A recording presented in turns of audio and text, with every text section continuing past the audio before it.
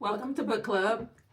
Today we're discussing the Book of Lost Names, a book that I checked out from Libby and finished recently. And at the back, there are some book club questions. So I figured I'd let Vasha, who didn't read the book, go through them and we'll discuss. On page 16, Mamusha tells Eva, if we shrink from them, if we lose our goodness, we let them erase us. We cannot do that, Eva. We cannot. Compare her stance here with how she behaves in Aragnan after Tatus is taken by the Germans. How does her outlook change? Okay, like in the section that you mentioned when she's like, we can't let them, was it take our goodness or something like that? This is when she still has her husband and her daughter, and the Germans are kind of closing in on France. And oh wait, what is this book about? Okay. I believe this book is about the Nazi occupation of France and Poland. Mm-hmm. So some of the Jews were like, they won't be pushing us out, like nothing will happen. But other ones are like, we've got to get ready to go. Mm-hmm. And she was a part of one of the families that was thinking that their life wouldn't change with the Nazi occupation at first. So they're sort of like a high class family. I would say more. It was like lower middle class. Her dad was like a typewriter worker, but he was paying for an apartment for pretty much the whole family. So yeah. Oh yeah. And how does her outlook change after the father gets taken? She kind of turns on her daughter a little bit and blames her for him being taken. Ava, she becomes like a forger, and the day that her father was taken, she went to his typewriter company because the owner had said, if you ever need help, you can come to me. But when she went to him for help, he was like, all I can do is give you these papers and these inks. So you can forge documents, whatever, but I got to take my hands off this. And she's like 18, 20? I think she's like 20 at the beginning of this. She's pretty young. Or maybe 25, but she still lived with her family like a lot of people were doing, back in the day before they got married. Mm-hmm. And so she forges documents to get them out, but she doesn't get everything ready in time. And their father has already been taken, and her mother doesn't really want to leave without him. But she's like, he's gone. Like, what? This is the best thing that we can do to stay safe right now. And we can try to get him back later because, So like once they're in Aragnan, her mom is like, kind of got a defeatist attitude. Okay. Rereading this and knowing that Mamusha felt this way before tragedy struck, how do your opinions of her and her reaction to Eva's work as a forger change? Did you sort of answer that question? I don't know if I feel like her opinion for her work changed. It's more like she kept it in the back of her mind that her daughter was helping people to escape Poland and France and stuff like that. But she was very critical of her. She was like, you never spend time with me anymore. It's like we're not even a family anymore now that we're here, and you're so busy helping those people that you don't care about me anymore. I felt it was really selfish on her part, because you don't know, like, Germans are occupying everywhere, and you're wasting your time being angry with your daughter. You don't know when she's going to be kidnapped or captured, Mm-hmm. So why waste time on these angry feelings? So I was kind of disliking her mother toward the end of the book. All right. The beginning of Ava's nightmare falls on the night her father is taken away, and she is forced to watch it happen in silence. Do you think she did the right thing by keeping quiet, or should she have done more to try to save him? What would she have done? Like, because her and her mom were in the neighboring apartment because the woman who had lived there had asked them to watch her daughters. Mm-hmm. So they were in there when the Germans came to take her dad, and all she could do was watch because she doesn't have guns. She doesn't have any strength. All she has is her mom, I think, who was sleeping at the time. So she can't really draw attention over there. So I don't feel like there was anything she could have done. All right. What do you think you would have done in this situation? Most likely the same thing. All right. Because I don't have any strength. I don't have any know-how. Like, I wouldn't know what to do. All right. What about you? Same? Yeah, like, I don't know. I don't know what could have been done different. Just sat there and watched them. And then tried to think of something later, I guess. Yeah, because that's all you can do sometimes. All right. What did Ava's decision reveal about her character and what she might accomplish later in the novel? I felt like it showed her strength because she was was like looking at what was important at the moment, keeping who she could safe. Because if she like bursts out there, what good is she gonna do being captured? And then her mom's gonna come bursting out too, like, where's my daughter? And now boom, she's captured too. So I thought it showed her intelligence. Mm-hmm. All right, so Ava has to risk her and her mother's safety on numerous occasions by trusting others. Discuss the many characters Ava and Mamusha trusted to keep their secrets. Was any of this trust misplaced? Okay, one person that they trusted was a priest named, I can't remember what his name was, but he was helping to run the forgery business. When he first came around, he was like, I know who you are. I know that you're here under false documents. And I was like, oh gosh, they're finna get captured. But they were right to place their trust in the priest. And then there was, I believe his name, I'm so bad at remembering characters' names, but it started with a J. It was like Johnny or Jordan or Jason or something like that. He was a fellow Jewish person that Ava had known before they were taken. Mm-hmm. And like even before it was revealed that he was untrustworthy, I was like, I don't trust this guy. He was like one of those happy-go-lucky, a little too nice to her mom. Her mom was like, you should get with him. He's a nice Jewish boy. And I was like, he's going to turn out to be a bad character. But yeah, he was somebody that they shouldn't have put their trust in, and they had put a lot of trust in him. All right. But you never know, because if you're not like outside of the story watching, you don't know who to trust or not. You're watching it and you're like, he's not trustworthy. But if you're in it, he was like, he's always around. He's always helping. And my mom likes him. Like, you just gotta try. Because if you don't trust anybody, you're not going to get anywhere. Mm-hmm. All right. On page 117, Ava watches officers walking around unbothered and drancy and thinks to herself, could they all be that evil? Or had they discovered a switch within themselves that allowed them to turn off their civility? Did they go home to their wives at night and simply flip the switches back on, become human once more? What do you think of her questions? In wartime, do you think those who don't fight for what is right are evil? Do you think they can become immune to atrocities?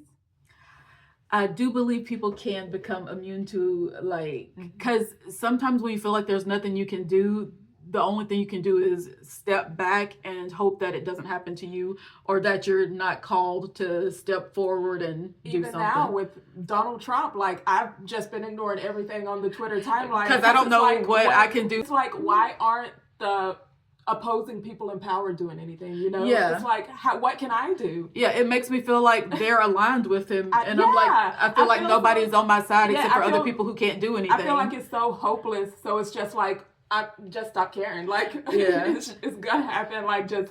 It's gonna be bad, but what can I do? And when it comes to when she's looking at them and thinking, like, is there a switch inside of them? Because I don't know if you remember this Black Mirror episode where they were forced to look at the people they were hunting down as like alien almost. It put like a filter over them.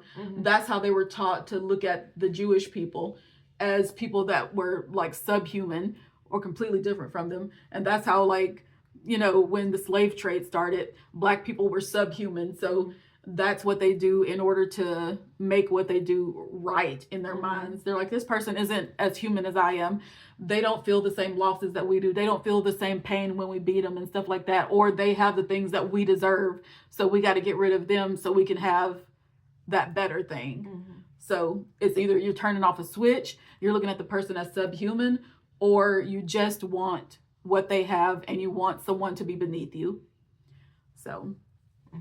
And there's also you just hope someone else steps up and does what needs to be done. Yeah. So if you're not fully evil, you're just hoping that somebody else will come along to stop what's happening, and that person won't be you.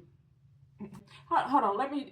I also think if there was someone who pointed me in the direction of what I could do to help, I would help. Yeah. But not knowing a direction, not even knowing where to start. Yeah, you're just standing there. Yeah. Like what was that John Travolta meme where he's just frozen in confusion. You're right. Yeah. All right, so let me restart the question because it wasn't really penetrating my brain. Ava and her mother react very differently to the news that Tatus had been sent to Auschwitz. What do their reactions reveal about them as characters? Do you think there is a right way or a wrong way to react to such news? Why? I don't think you can help how you feel in the moment, because Ava sort of blamed herself for not going back for him, not for not standing up for him the night that she saw him taken. But I know for a fact there was nothing she could have really done except get taken as well. And her mom blames her as well. Kind of like how Louis' mom turned on him and was like, you like, what could she have done though? Louis from Interview with the Oh Vampire. yeah, Interview with the Vampire. But I feel like Ava, she went to people afterwards and she was like, what can we do to try to get him out now that we know where he is? But all her mom did was put that on her. You know, she didn't try to help. She didn't try to look for solutions or anything like that. All she did was blame her daughter, and then she didn't really ever apologize for it. So yes, there is a right way and a wrong way to react to certain information. And if you can't do it in the moment, correct yourself later. Mamusha feels as if Ava is abandoning her. She also tells Ava that she is being brainwashed and has forgotten who she is as she erases Jewish children's names and attends masses. Do you think Mamusha is justified in feeling betrayed by Ava? When it comes, she isn't, because Ava, she's also, when she's giving these kids new names, she's also taken down their original name in this secret book of codes. That's why it's called the Book of Lost Names. It's where she keeps the names of the children that she's given new identities to. But also going to mass, things like that. You know, she feels like the Germans are coming around and erasing the Jews. So you going to Catholic mass, you're erasing part of yourself. But Ava saw it as, because at first she was like, am I doing the same thing? But the priest was like, it doesn't matter what your faith is. What matters is that you're doing what you can.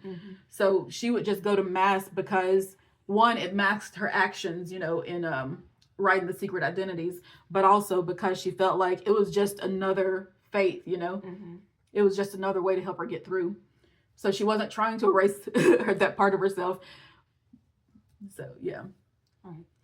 When it comes to religion, I don't understand how people can't just accept it all. You know what I mean? Because if you're going to accept one, you know, but I feel like it's different for Jewish people because it's not only your religion, it's who you are.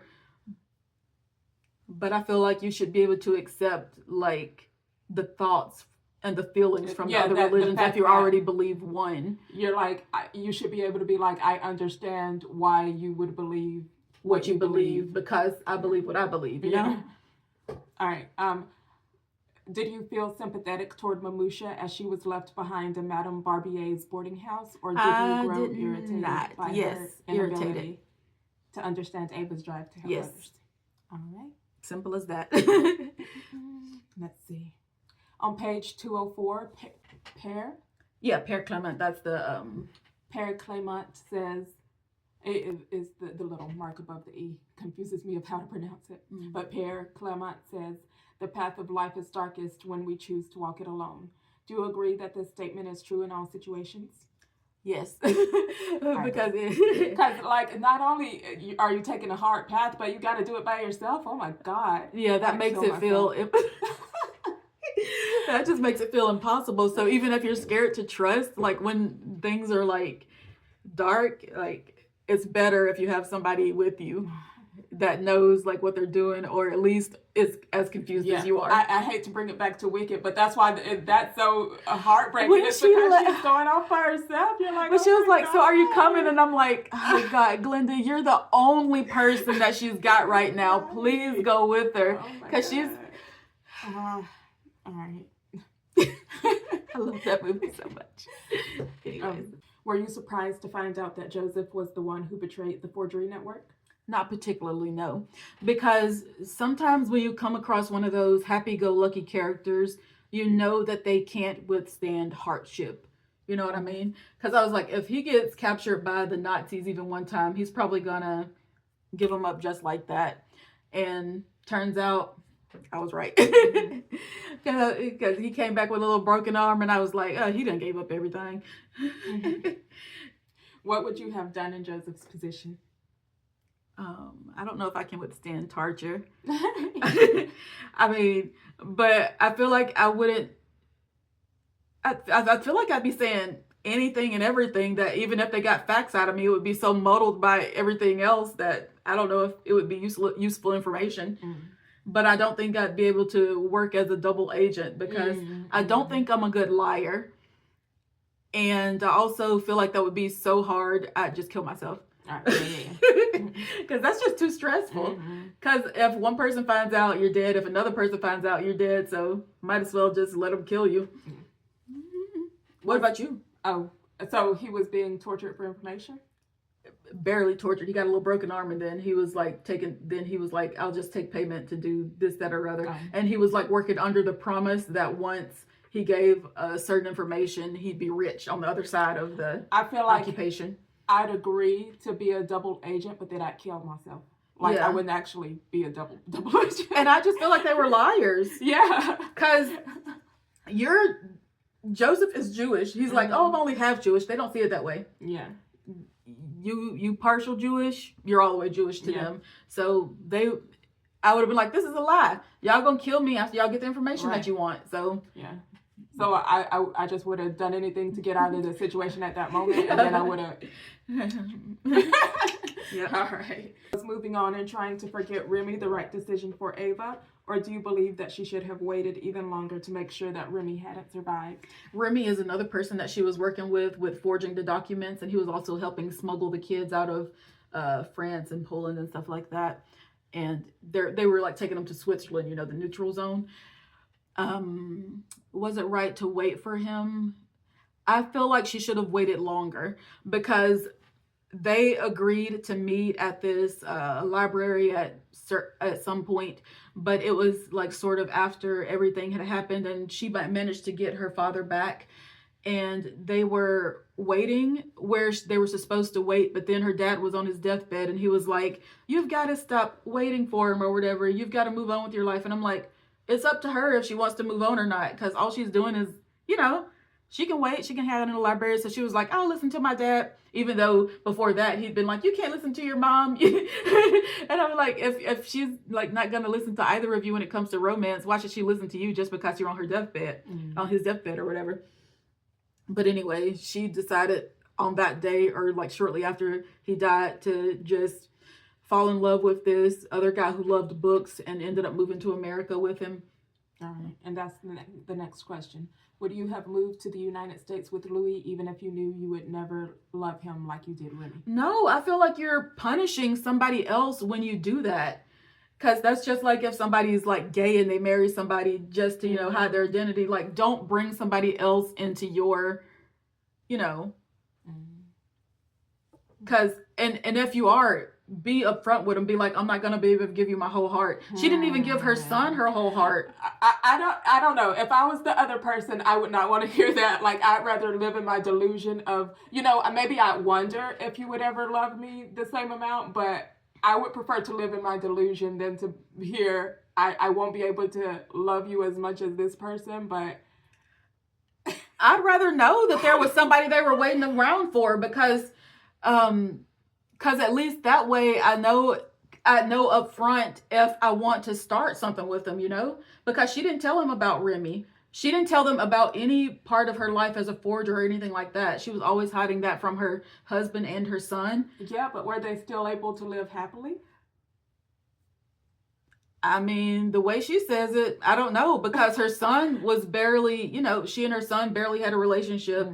And she was like, I had some happy moments with my husband. And I'm like, all right, yeah. I feel like if you're going to hold on to it to that extent, don't bring anybody else into it. But if you can sort of if you can have this happy enough life, I feel like it's worth it.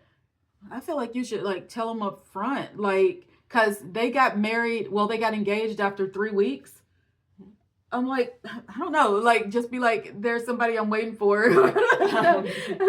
And be like, if I still love you this much, I'll come join you in America or something. Or if you want to wait for me, I'll come. I don't know. I feel like I need to know.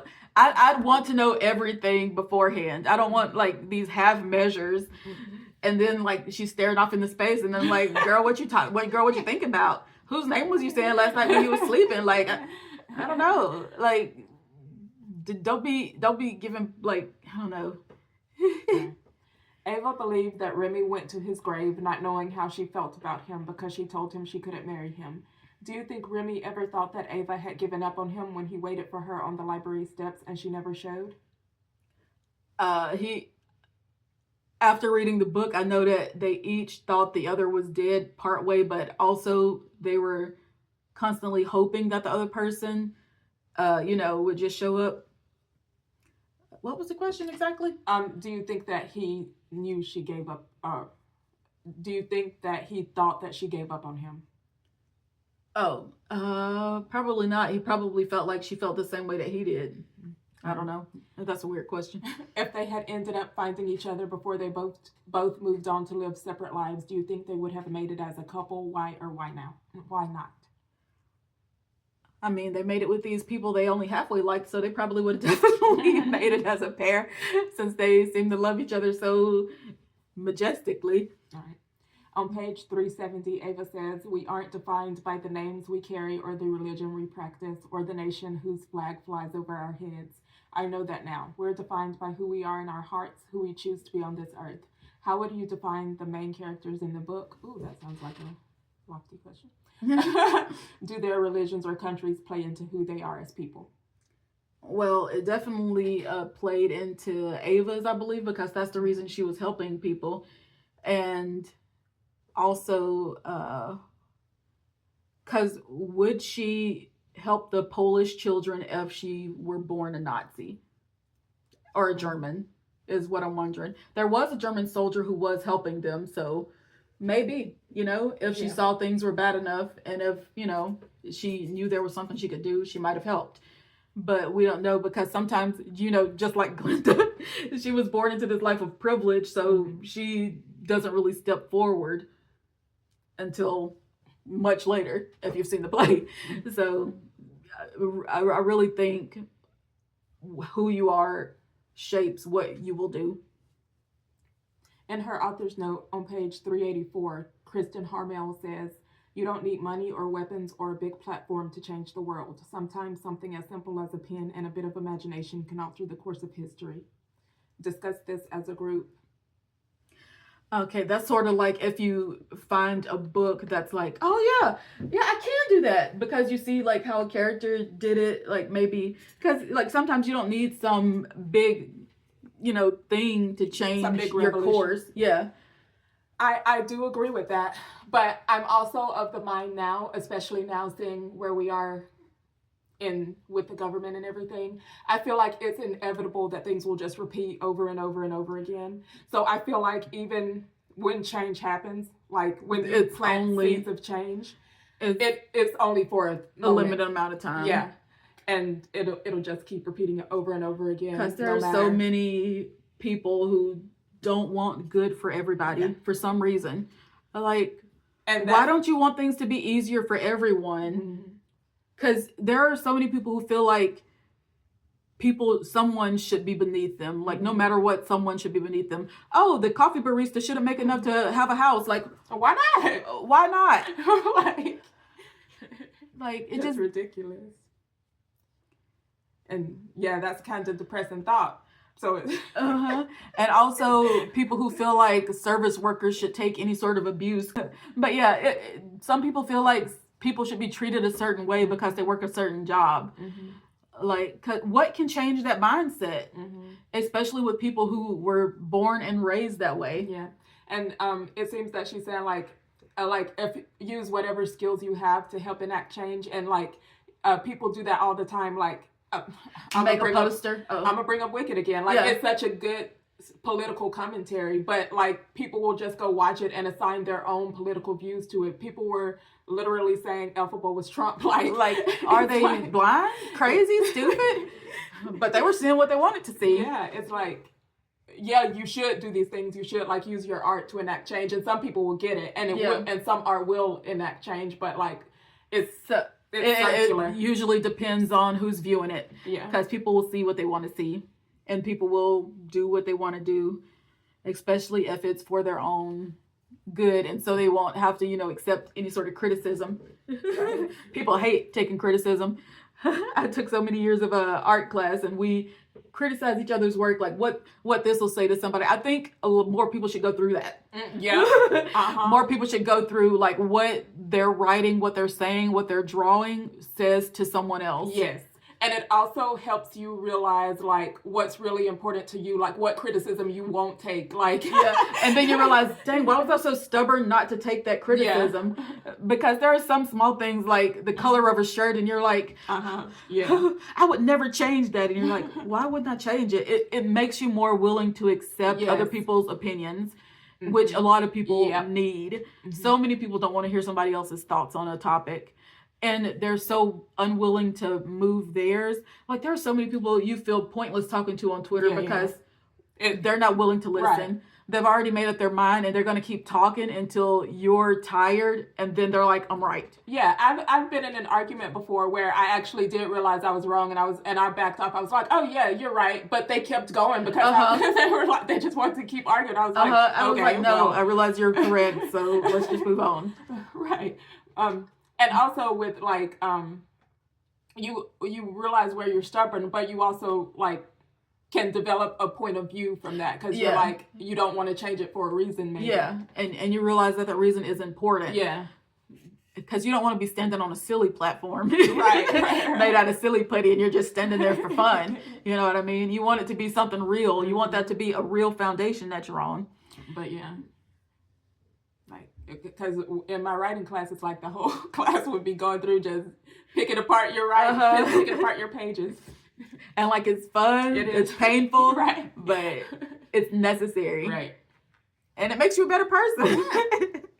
And it makes you like, you know, a more thoughtful person. Oh, but anyway, that's it for today. I really liked talking about this book. I liked reading this book too. I didn't enjoy it as much, you know, once the love interest came in because I was enjoying Ava by herself, but it still remained a good story. And I gotta say, I think it was a 4.5 out of 5. Yes. Yep. Bye. Oh yeah, final shot. Bloop. There we go.